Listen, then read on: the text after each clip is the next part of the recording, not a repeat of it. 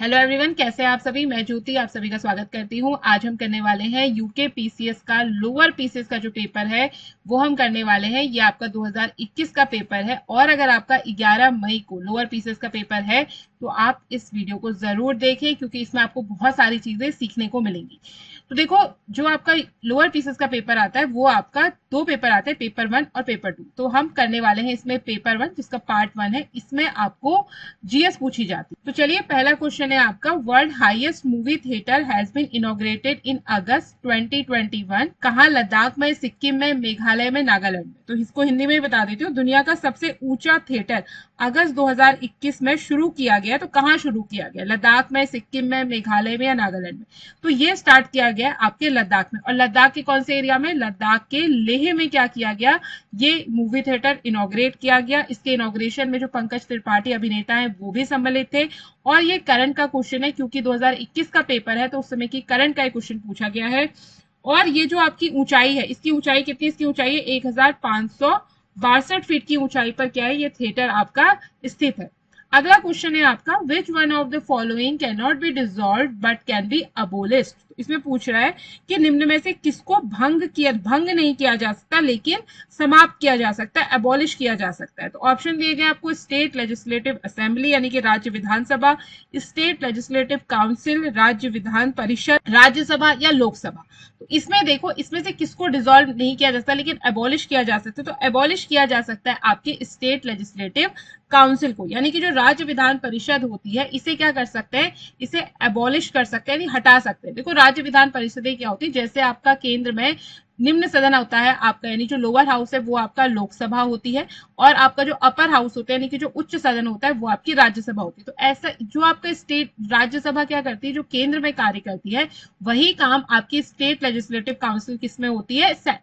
State में करती है। ठीक है, लेकिन स्टेट लेजिस्लेटिव काउंसिल हर स्टेट में नहीं होती है, केवल कुछ ही राज्य ऐसे हैं जहां आपकी स्टेट लेजिस्लेटिव काउंसिल है। और अगर आपको पता है तो आप मुझे कमेंट सेक्शन में बताइए कि कितने डिस्ट्रिक्ट्स में आपकी स्टेट लेजिस्लेटिव काउंसिल है। उन डिस्ट्रिक्ट्स के नाम, सॉरी, उन स्टेट्स के नाम भी बताना। ठीक है, डिस्ट्रिक्ट नहीं, गलती हो गई, स्टेट के नाम भी बताना।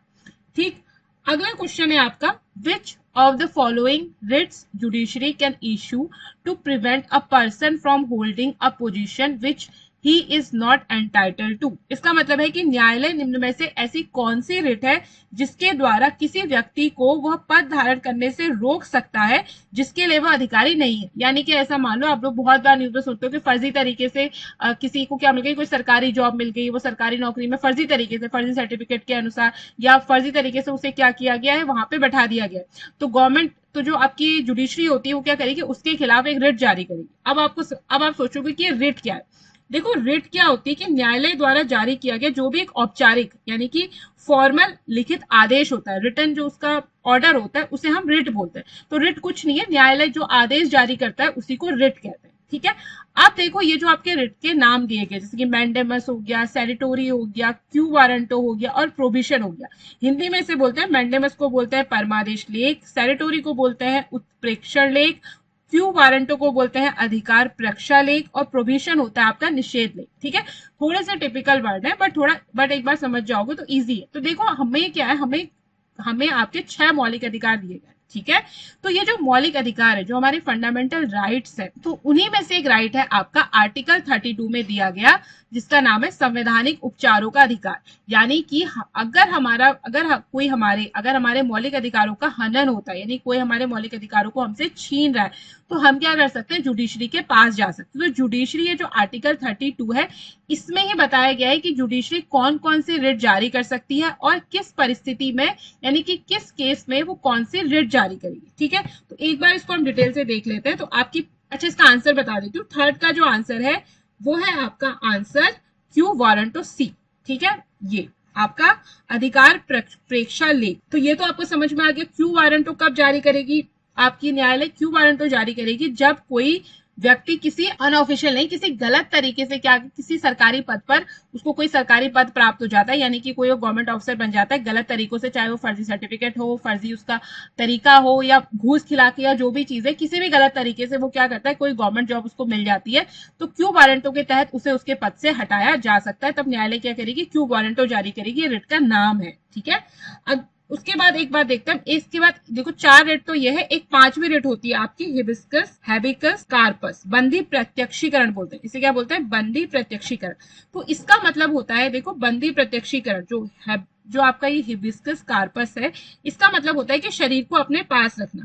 तो इस रेट का इस्तेमाल क्या होता है, गैर कानूनी तरीके से किसी को भी हिरासत में नहीं लिया जा सकता, यानी कि अगर पुलिस क्या कर सकती है, किसी भी व्यक्ति को अपनी मर्जी से जेल में नहीं डाल सकती, तो उससे बचाने का काम क्या करता है, ये आपका ये वाली रिट करती है, हिबिस्कस कार्पस करती है। ठीक है, तो नागरिकों को जो व्यक्तिगत स्वतंत्रता प्राप्त होती है, उनकी इंडिविजुअल फ्रीडम प्राप्त होती है, वो इस रिट के तहत प्राप्त होती है। ठीक है, अगर पुलिस वाले क्या करें, अगर किसी को गलत तरीके से बंद कर दिया जाए पुलिस स्टेशन में, तो फिर वो क्या करेगा, वो जुडिशरी जाएगा, वहां जाके केस लड़ेगा, तो फिर गवर्नमेंट क्या करेगी, उसको छोड़ने के लिए हिबिस्कस कार्पस रिट को जारी करेगी। ठीक है, अगर किसी को गलत तरीके से पुलिस ने पकड़ लिया है, तो तब कौन सी रिट जारी होगी, आपकी हिबिस्कस कॉर्पस रिट जारी होगी। ठीक है, बंदी प्रत्यक्षीकरण जारी होगी।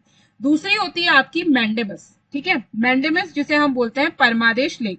तो परमादेश लेख में क्या होता है, परमादेश का मतलब ये होता है कि हम आदेश देते हैं, क्या करते हैं, आदेश देते हैं। तो ये मैंडेमस में क्या होता है कि आदेश दिया जाता है। अब किसको आदेश दिया जाता है, तो इस रिट का जो उपयोग है वो सार्वजनिक जो न्यायालय है वो करता है, और वो किसी भी आपका जो गवर्नमेंट अधिकारी है, फिर चाहे वो गवर्नमेंट अधिकारी हो, कोई निकाय हो, कोई निगम है, या उसकी कोई निचली अदालत है या सरकार है, वो सबको क्या कर सकती है, आदेश दे सकती है, अगर वो अपना काम ठीक तरीके से नहीं कर रही है। यानी कि आपसे पूछा जाए कि कोई गवर्नमेंट ऑफिसर है या कोई गवर्नमेंट इंस्टीट्यूशन है या आपकी गवर्नमेंट है, वो सही तरीके से काम नहीं कर रही है, तो न्यायालय क्या कर सकती है, उसको मैंडेमस जारी कर सकती है, मैंडेमस रिट दे सकती है। ठीक है, तब उस टाइम पे वो क्या करेगी, मैंडेमस देगी। अगला है आपका सैनिटोरी। तो सैनिटोरी का मतलब होता है आपका उत्प्रेक्षण लेख। तो उत्प्रेक्षण लेख में क्या होता है, उत्प्रेक्षण लेख ऐसे हम बोलते हैं, प्रमाण पत्र भी बोलते हैं। ठीक है, उत्प्रेक्षण लेख, इसका मतलब ही क्या होता है, सैनिटोरी का मतलब ही होता है टू बी इन्फॉर्म्ड या टू बी सर्टिफाइड। तो इसमें क्या होता है कि ये किसी उच्च अधिकारी द्वारा, किसी भी उच्च अधिकारी द्वारा किसी निचली अदालत को, यानी कि कोई ऐसा उच्च अधिकारी जो उससे नीचे की अदालतें हैं या कोई न्यायाधिकरण है, उसको जारी की जाती है, उसको दी जाती है। और कब दी जाएगी, जब उसके पास कोई ऐसा मामला है जो बहुत टाइम से लंबित है, यानी उस पर कोई फैसला नहीं आ रहा है, या उसे वो क्या करना चाह रही है, अपने पास ट्रांसफर करवाना चाह रही है, या किसी मामले में उसको लगता है कि उससे जो निचली अदालत है उन्होंने आदेश गलत दे दिया है। यानी कि जैसे मान लो अगर कोई आपका स्टेट कोर्ट है, ठीक है, तो हाई कोर्ट है, हाई कोर्ट में कोई गलत फैसला हो गया और सुप्रीम कोर्ट को लगा कि यार ये गलत फैसला हुआ, ऐसा नहीं होना चाहिए, तो वो क्या कर सकती है, या तो वो उस आदेश को रद्द कर सकती है, रद्द करने का आदेश जारी करेगी, या वो क्या करेगी, उस मामले को अपने पास भी बुला सकती है। ठीक है, अगर उसे लग रहा है कि कोई हाई कोर्ट में कोई ऐसा मामला है जो सुप्रीम कोर्ट के पास आना चाहिए, तो सुप्रीम कोर्ट क्या कर सकती है, उस मामले को अपने पास भी ले सकती है।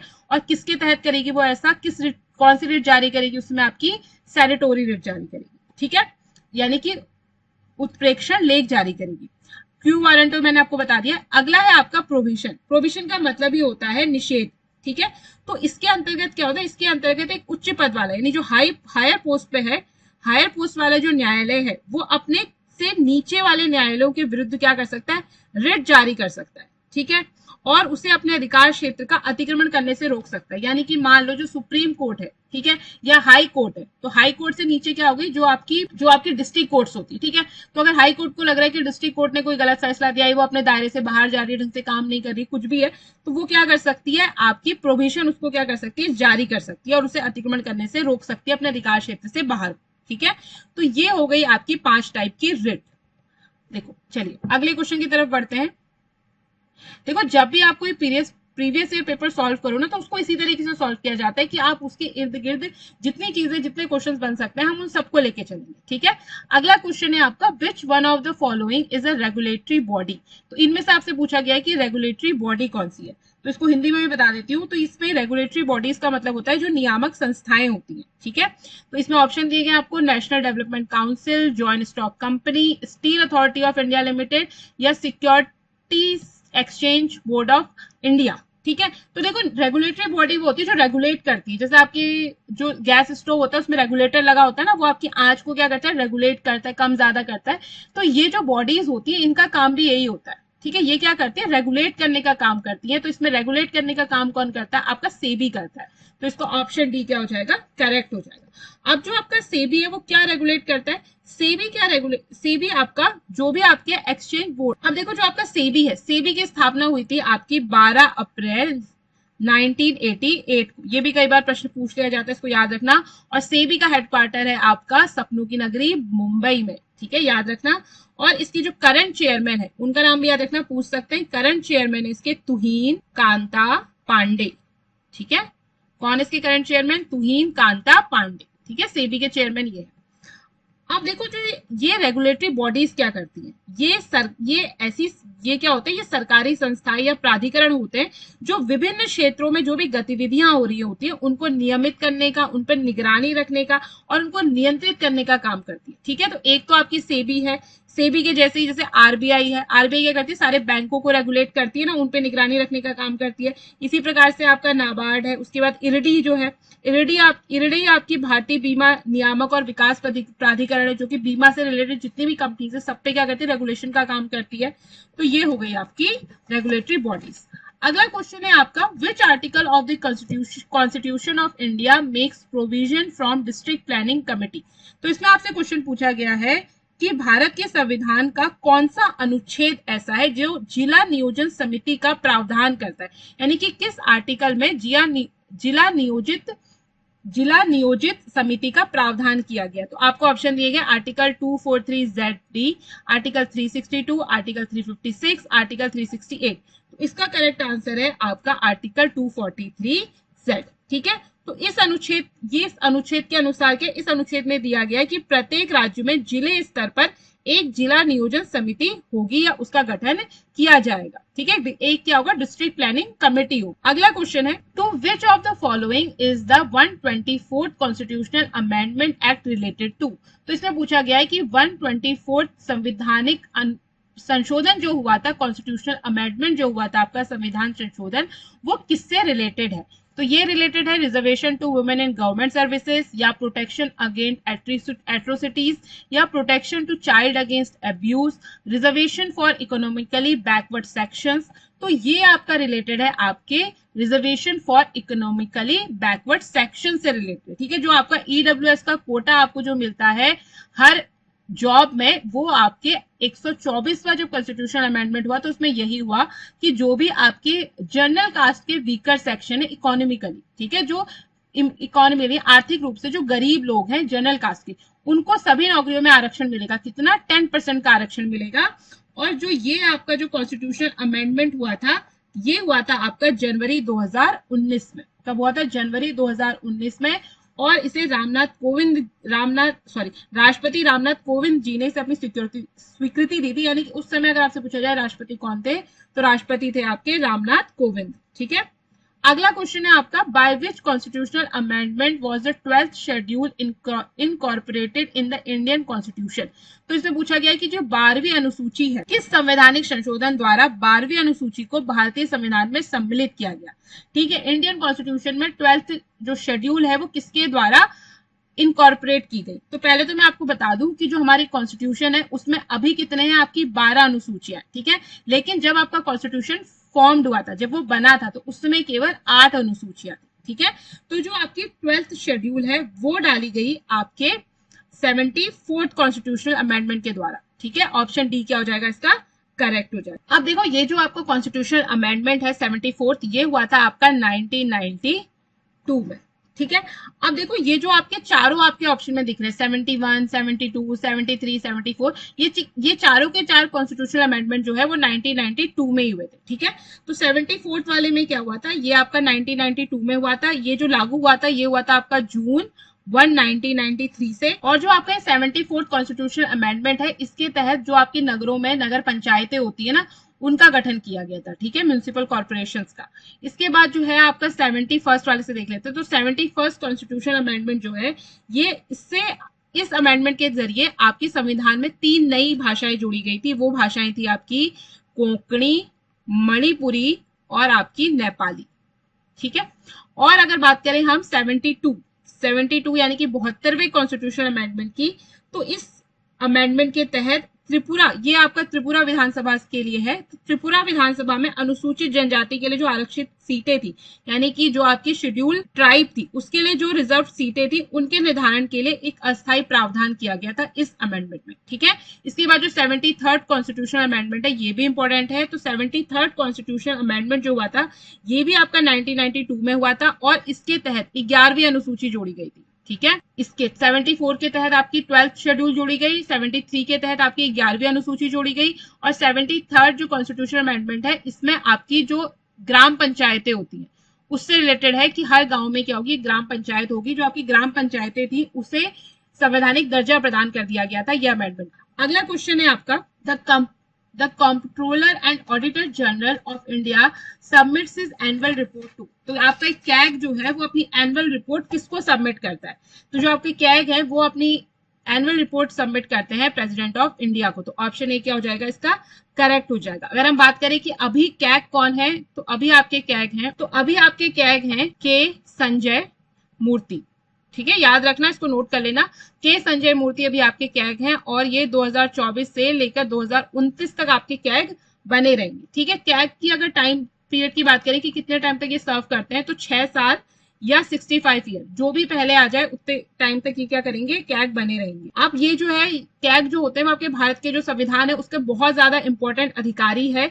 ये क्या होता है, ये भारतीय लेखा परीक्षा और जो लेखा विभाग होता है, यानी जो इंडियन ऑडिट और अकाउंट डिपार्टमेंट है, उसका प्रमुख होता है। अगर हम बात करें कैग जो है आपके वो कौन से आर्टिकल में आते हैं, तो कैग के बारे में आपके आर्टिकल 148 में दिया गया है। ठीक है, 148 में कैग की नियुक्ति कैसे होनी है, उसको शपथ, सेवा की उसकी जो शर्तें हैं, वो सारी चीजें दी गई हैं। और आर्टिकल 148 से लेकर 151 तक के जो आर्टिकल्स हैं वो सारे के सारे आपके कैग से ही संबंधित। अगला क्वेश्चन है आपका the chairman of the GST council is.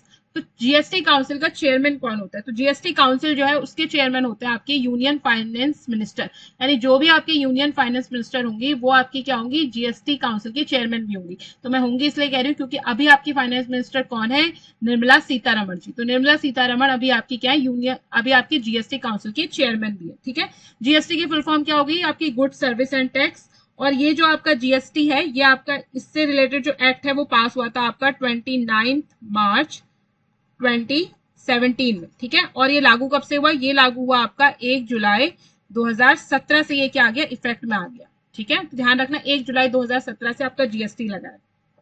और जीएसटी क्या है, जीएसटी आपका एक प्रकार का इनडायरेक्ट टैक्स है। तो जब जीएसटी नहीं थी तो आप वैट देते थे, एक्साइज ड्यूटी देते थे, कई सारे टैक्सेस और दिए जाते थे।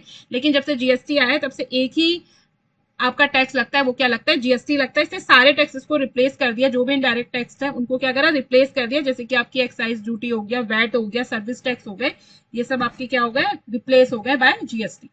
नेक्स्ट क्वेश्चन है आपका, which Indian state has got the highest rank in NITI Aayog sustainable development goals index 2021। इसमें पूछा गया है कि नीति आयोग के सतत विकास लक्ष्य सूचकांक 2021 में किस भारतीय राज्य को सर्वोच्च स्थान मिला। तो हाईएस्ट रैंक किस स्टेट की है ये पूछा गया। तो इसका जो करेक्ट आंसर है वो है आपका केरला।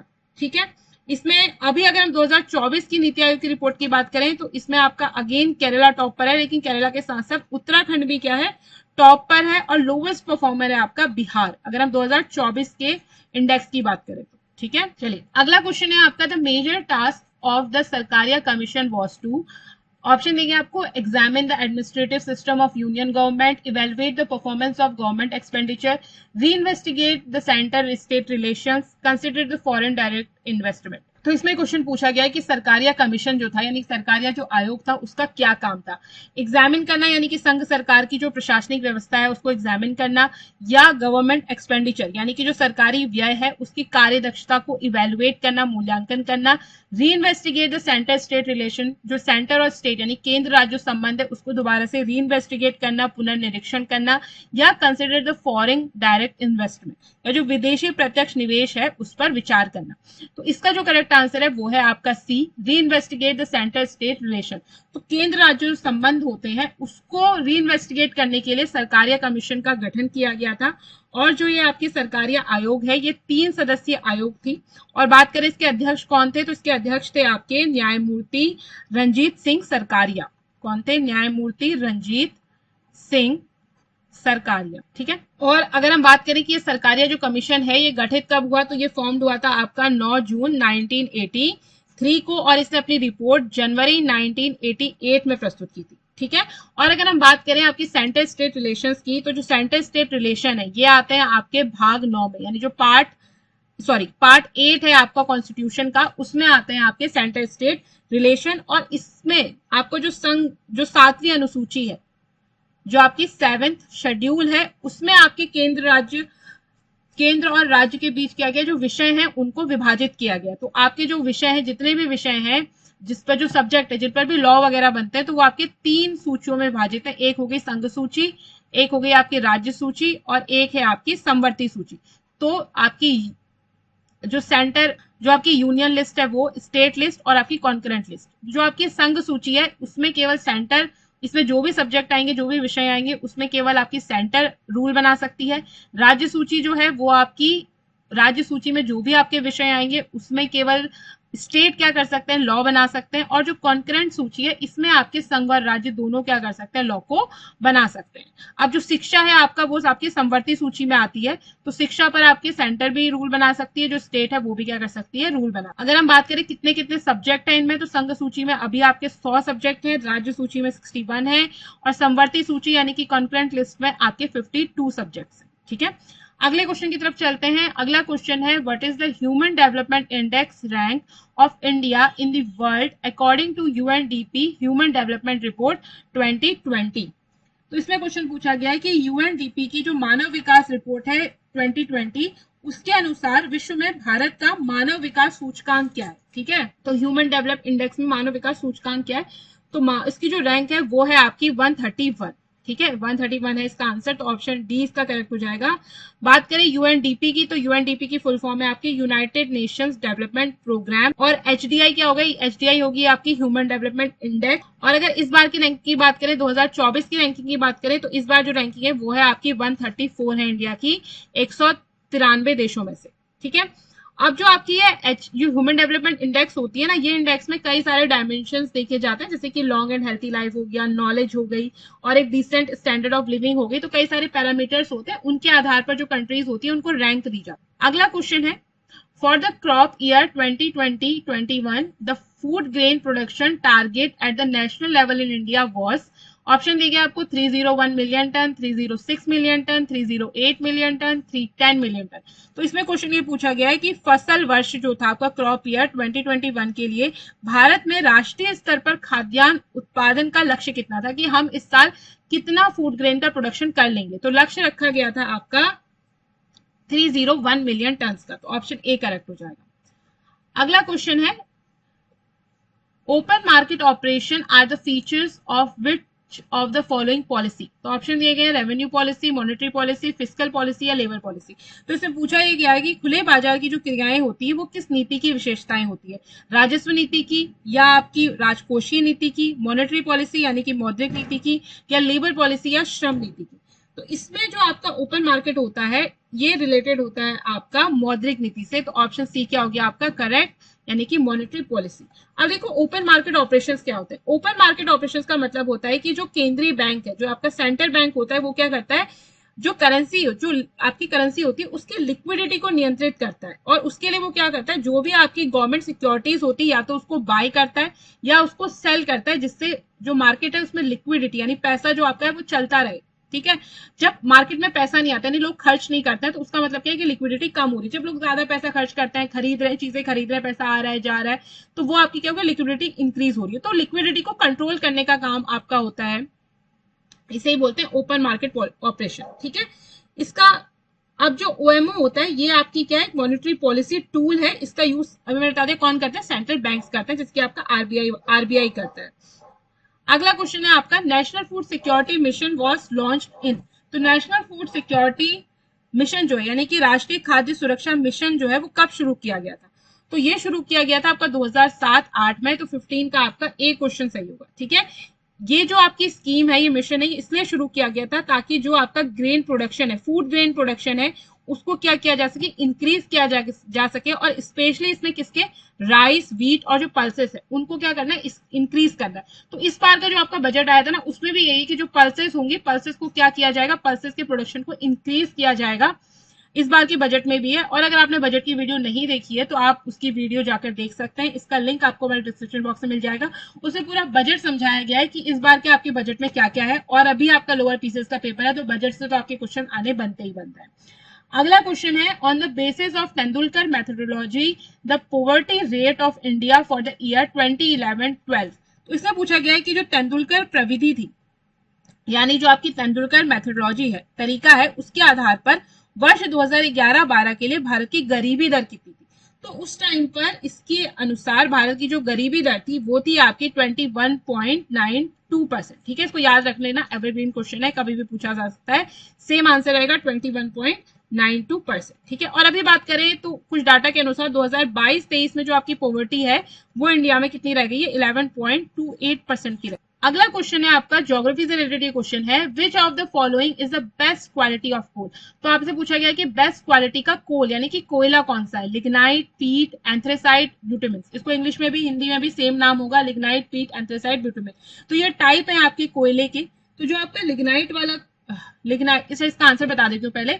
17 का करेक्ट आंसर है आपका सी, एंथ्रेसाइट। ठीक है, बेस्ट क्वालिटी का जो कोल होता है वो आपका एंथ्रेसाइट होता है, हाईएस्ट रैंक होती है, हार्ड होता है, शाइनी होता है और इसमें हाईएस्ट कार्बन कंटेंट होता है और ये एनर्जी प्रोडक्शन में आपका यूज किया जाता है।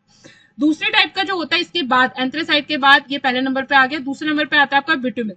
तो बिटुमिन क्या होता है, आपका मिडिल रैंक का कोल होता है, कलर में ब्लैक होगा ऑब्वियसली, और ये पावर जनरेशन और आपका मैन्युफैक्चरिंग दोनों जगह यूज किया जाता है बिटुमिन। तीसरे नंबर पे आता है आपका सब ब्यूटामिन। क्या आता है, सब ब्यूटामिन। तो सब ब्यूटामिन क्या होता है, ये भी मीडियम रैंक का कोल होता है और ये लिग्नाइट और आपके ये जो लिग्नाइट है और जो ब्यूटामिन है इनके बीच में आता है आपका सब ब्यूटामिन। अब थर्ड नंबर पे, फोर्थ नंबर पे आपका कौन आ जाएगा, लिग्नाइट। तो लिग्नाइट क्या होता है, लोवेस्ट रैंक का, यानी कि सबसे खराब वाला जो कोयला होता है वो आपका लिग्नाइट होता है। इसे हम ब्राउन कोल के नाम से भी जानते हैं और इसमें जो कार्बन कंटेंट होता है वो काफी लो होता है और इसका यूज क्या होता है, एनर्जी प्रोडक्शन में इसका भी यूज किया जाता है। देखो अब जो पीट है, पीट भी क्या होता है, एक टाइप का कोयला है, लेकिन ये क्या होता है, ये जब कोई भी वनस्पति यानी कोई भी वेजिटेशन आपकी जब कोयले में चेंज हो रही होती है तो ये आपकी पहली अवस्था होती है, यानी पहले वो पीट में क्या होगी, चेंज होगी। कोई भी वेजिटेशन जब आपकी क्या होगी, कोयले में चेंज हो रही होगी तो पहले वो पीट में चेंज होगी।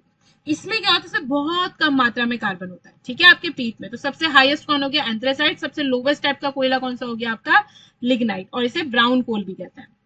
अगला क्वेश्चन है, which of the following soil is most suitable for the cultivation of cotton crop.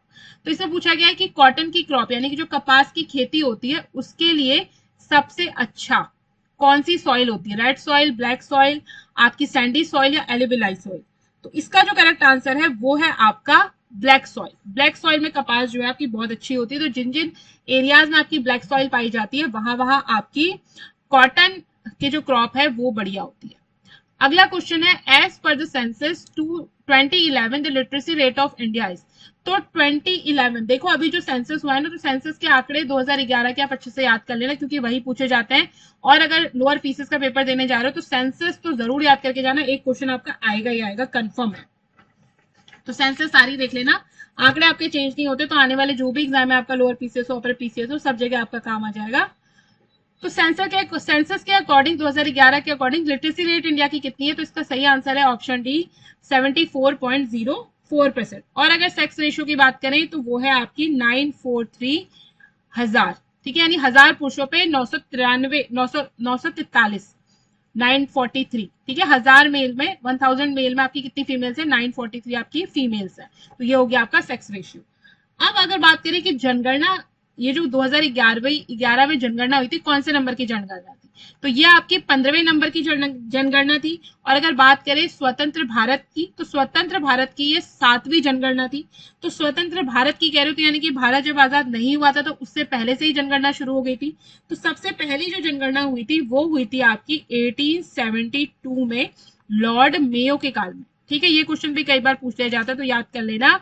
1872 में लॉर्ड मेयो के काल में क्या हुई थी, पहली जनगणना हुई थी। और पहली नियमित जनगणना यानी हर 10 वर्षों के बाद जनगणना करने का जो कार्यक्रम था वो कब से शुरू हुआ, वो शुरू हुआ 1881 में लॉर्ड रिपन के टाइम, ठीक है, इसको याद रखना।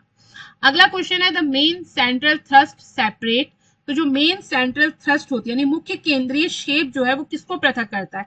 Gangetic plain and Shivalik hills यानी कि गंगा के मैदान और शिवालिक पहाड़ियों को, lesser Himalayas and Shivalik hill यानी कि लघु हिमालय या शिवालिक पहाड़ियों को, greater Himalayas and lesser Himalayas बृहद हिमालय या लघु हिमालय को, तिब्बतियन प्लेट्यू यानी तिब्बत पठार या ग्रेटर हिमालयाज या बृहद हिमालयाज को। तो इसका जो करेक्ट आंसर है वो है आपका सी, ग्रेटर हिमालयाज और लेसर हिमालयाज को जो अलग करता है उसे वो आपका क्या है, मेन सेंट्रल थ्रस्ट क्या करती है, ग्रेटर हिमालयाज और लेसर हिमालयाज को अलग करती है एक दूसरे से। अगला और आज का लास्ट क्वेश्चन है विच one of the following is a constitutional body. तो पूछा गया है कि इनमें से कौन सी ऐसी है जो कि कॉन्स्टिट्यूशनल बॉडी है। तो सबसे पहले तो ये समझ लो कि कॉन्स्टिट्यूशनल बॉडी या संवैधानिक संस्था किसे कहते हैं। तो संवैधानिक संस्था उसे कहते हैं जिसे कॉन्स्टिट्यूशन में लिखा गया है, जिसके बारे में कॉन्स्टिट्यूशन में है कि हाँ आप इस संस्था का गठन करो, जिसकी जो पावर है, फंक्शन है और उसका क्रिएशन कैसे होना है, ये सारी चीजें कॉन्स्टिट्यूशन में दिया गया है, वो आपकी क्या कहलाती है, कॉन्स्टिट्यूशनल बॉडी कहलाती है। तो जैसे कि आपका election commission of India, election commission of India आपका क्या है, कॉन्स्टिट्यूशन में दिया गया है कि एक इलेक्शन कमीशन होगा जो ये इनके चुनाव कराएगा और इलेक्शन कमीशन का गठन कैसे होगा वो सारी चीजें क्या करिए उन आर्टिकल्स में दी गई है। और इलेक्शन कमीशन से रिलेटेड अगर आर्टिकल जो है वो है आपका आर्टिकल 324, ठीक है, तो आप इसको याद रखना। तो अभी आपके काफी सारे क्वेश्चंस और बचे हैं। अब जो आपके मेन क्वेश्चंस आएंगे वो आपके उत्तराखंड से रिलेटेड क्वेश्चंस आएंगे, उनको हम करेंगे नेक्स्ट वीडियो में। तो अगर आपको ये वीडियो अच्छी लगी है तो हमारे साथ जुड़े रहिए और वीडियो को लाइक कर दीजिए और अपने दोस्तों के साथ इसे जरूर शेयर करिए। और नेक्स्ट क्लास जब आएगी तो उसके लिए भी आप जरूर उसे देखिएगा। और मैं आपको बता दूं कि अगर आप पीसीएस एग्जाम की तैयारी कर रहे हैं तो आप हमारा ऐप डाउनलोड कर सकते हैं। वहां आपको पीसीएस का कोर्स मिलेगा, जीएस का कोर्स भी है, और केवल आपको उत्तराखंड की तैयारी करनी है तो आपको अलग से उत्तराखंड का भी कोर्स मिल जाएगा। तो जाकर वहां पे देखिए। और अभी सेल है, 50% ऑफ चल रहा है, तो आप वहां पे जाके फटाफट अपने कोर्स को बहुत अच्छे प्राइस में ले सकते हैं। और वीडियो देखने के लिए thanks for watching and keep learning.